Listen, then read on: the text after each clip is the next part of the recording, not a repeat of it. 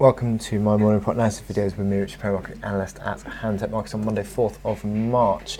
There's been a relatively muted reaction really to this news over the weekend.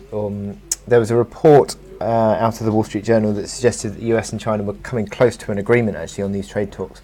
US would be giving up or ending pretty much most, if not all, the all of the tariffs that they put on China.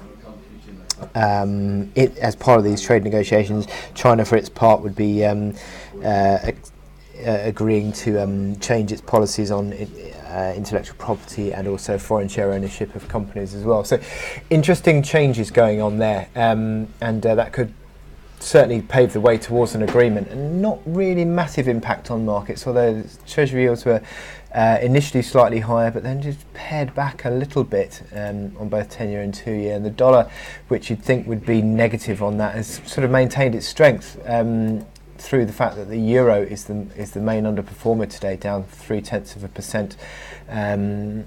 Not a great deal of direction aside from the euro, a little bit of sterling strength but being paired recently. Aussie's slightly stronger, Kiwi slightly stronger as this risk appetite has picked up a bit.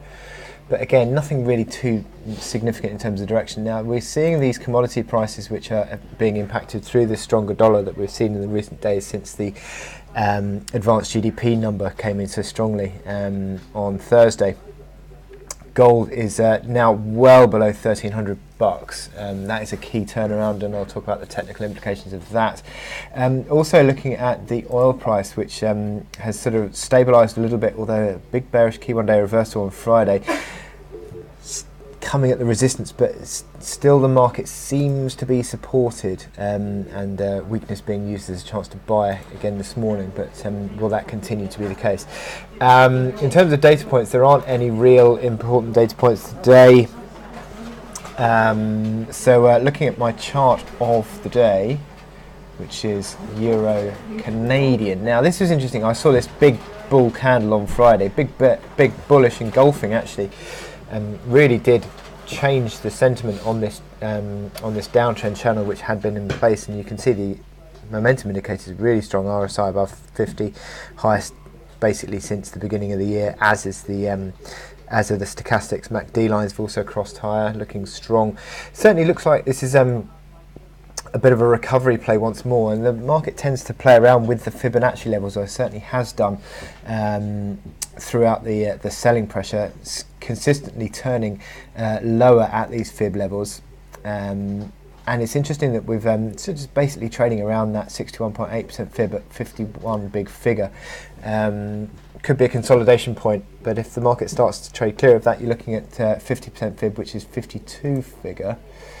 Let's show you a bit better there. 52 figure at the 50% fib level, which again is a basis of resistance as well from the late January highs. But given the fact that the momentum indicators have improved and continue to improve, it certainly looks as though this is potentially now going to be a bit of a recovery play. You've got the basis of support of the near-term breakout above 150.60, which is again sort of being used today as a sort of basis for near-term breakout. Sorry, that's not the chart. And you can see that any sort of weakness back towards that level is a chance to buy. You've got the momentum indicators which have unwound slightly, so that's helping to renew a bit of upside potential in this near-term move.